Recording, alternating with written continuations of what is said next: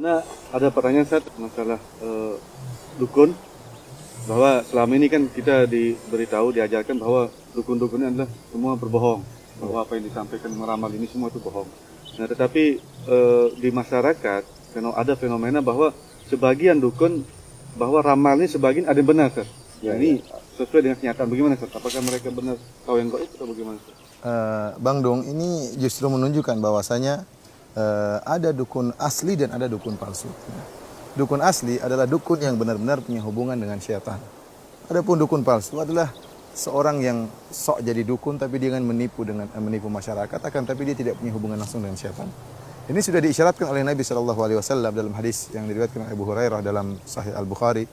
Nabi SAW pernah bersabda, "Idza qadallahu amran fis sama'i dharabatil malaikatu bi ajnatiha khud'anan biqawlihi ka'annahu silsilatun ala safwanin yanfudhuhum dzalik."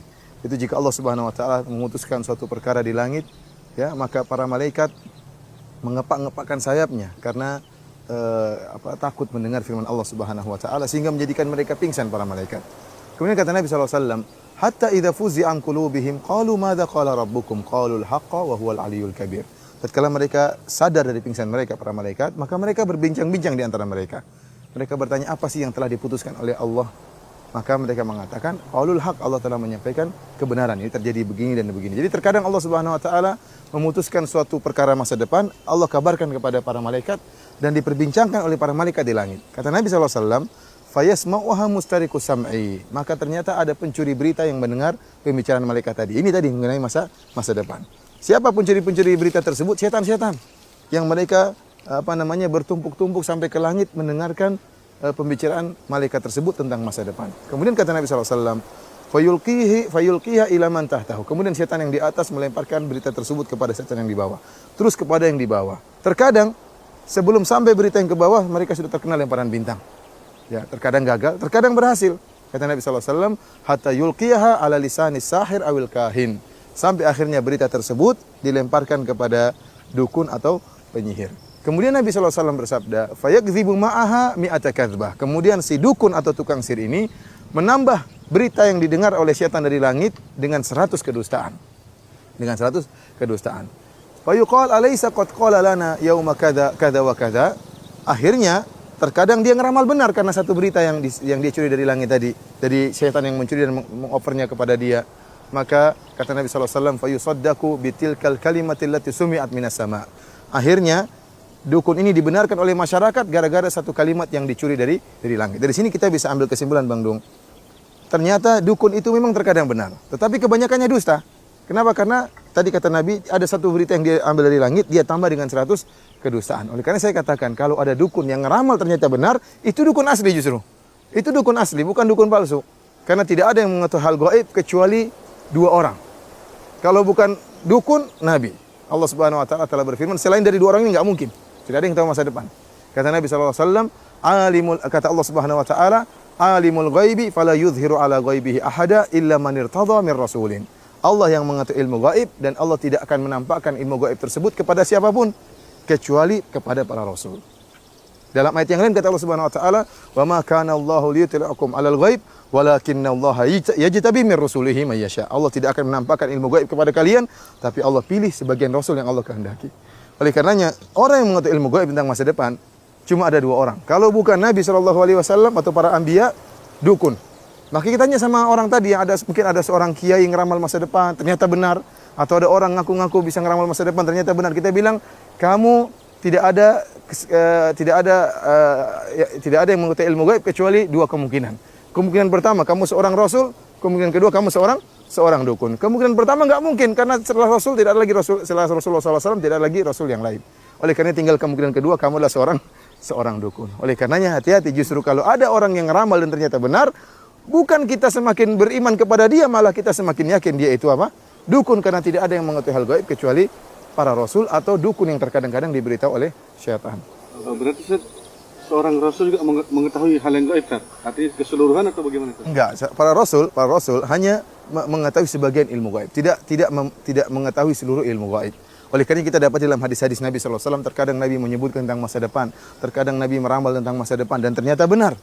Namun banyak hadis menunjukkan Nabi tidak tahu ilmu gaib. Oleh karena tatkala ada seorang yang mengatakan wa fina nabiyyun ya'lamu ma fil ghad, dan di antara kami ada seorang nabi yang mengetahui apa yang terjadi besok, maka Rasulullah SAW marah. Rasulullah mengatakan, saya tidak mengetahui apa yang terjadi di keesokan hari kecuali kalau diberitahu oleh Allah Subhanahu wa taala. Dan terlalu banyak dalil menunjukkan akan hal ini.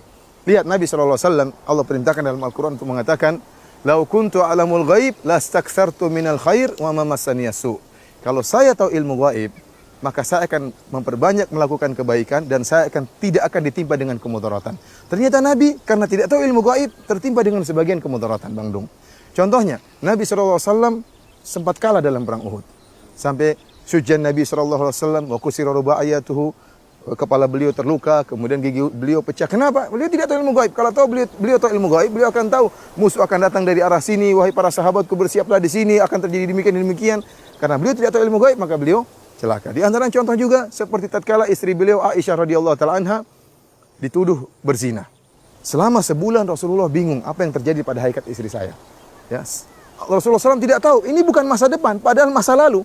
Bukan lagi masa depan, masa yang telah terjadi di zaman Nabi. Akan tapi Nabi tidak tahu hakikat dari kondisi istrinya sesungguhnya sampai Allah turunkan ayat sekitar 15 ayat dalam surat An-Nur menjelaskan bahwasanya Aisyah bersih.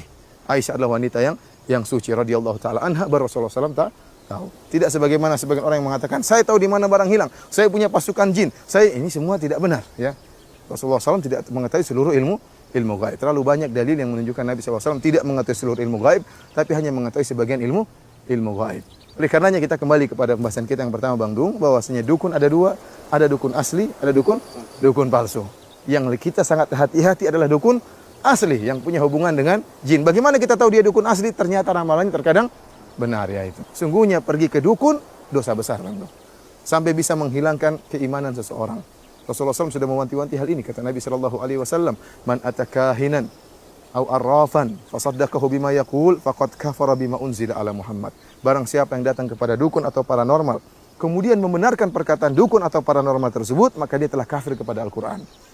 Adapun bertanya-tanya tidak membenarkan, hanya sekedar ingin tahu, iseng, maka Nabi mengatakan man atakahinan, ya, lam tuqbal salatu arba'ina yauman. Barang siapa yang datang kepada dukun, ya, kemudian bertanya-tanya, tidak akan diterima salatnya selama 40 hari. Ini berbahaya. Oleh karenanya seorang jangan sekali-sekali pergi ke dukun hanya sekedar ingin tahu, jangan, kecuali ingin membantah.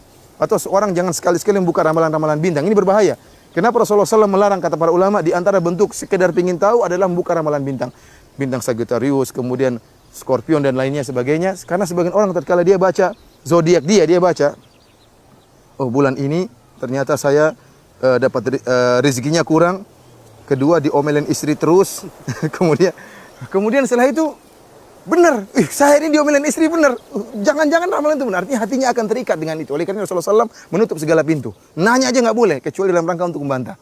Adapun datang hanya ingin tahu, maka tidak diterima sholatnya selama 40 hari. Ini merupakan ancaman keras dari Nabi SAW. Oleh karenanya, tatkala ada seorang dukun menemui seorang khalifah, kemudian ditangkap oleh khalifah tersebut. Maka khalifah tersebut mengetes dukun ini. Dia mengatakan, wahai dukun, bagaimana nasib saya menurutmu? Maka kata sang dukun, enta khalifah, ente akan mendapatkan kemakmuran, ente akan dapat kenikmatan dari Allah Subhanahu wa taala, ente akan panjang umur. Kemudian kata khalifah, bagaimana dengan kamu? Oh, saya pun demikian khalifah, saya akan begini, saya akan panjang umur. Kata khalifah, ente kadzdzab, ente dusta. Potong kepalanya sekarang. Maka dipenggal kepala orang tersebut. Oleh karena kata Nabi SAW, haddus sahir darbatun bisayf. Hukuman bagi seorang penyihir adalah dipenggal kepalanya.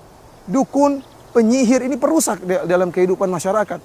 Orang ketakutan dengan dukun dan dan penyihir-penyihir ini. Kalau orang sudah ada orang, dia itu ingin cari istri cantik, dia pergi ke dukun, Pak dukun, tolong carikan istri saya, carikan istri yang cantik. Bagaimana cara dapat istrinya? Uang dukun aja istrinya jelek, dukun aja istrinya jelek. Namun dia otaknya tertutup. Ada orang ingin kaya, datang ke dukun, dukun aja miskin. Makanya dia buka praktek perdukunan supaya dapat uang. Tapi ada orang ingin cari harta lewat dukun. Oleh karena sudah kalau masalah akidah, Bang Dung, sudah masalah dukun, terkadang profesor datang ke dukun yang tidak lulus SD. Kenapa? Karena sudah teriming-iming dengan ditipu oleh dukun dengan janji-janji dukun. Wallahu ta'ala, wallahu musta'an. Waalaikumsalam warahmatullahi wabarakatuh. Waalaikumsalam warahmatullahi wabarakatuh.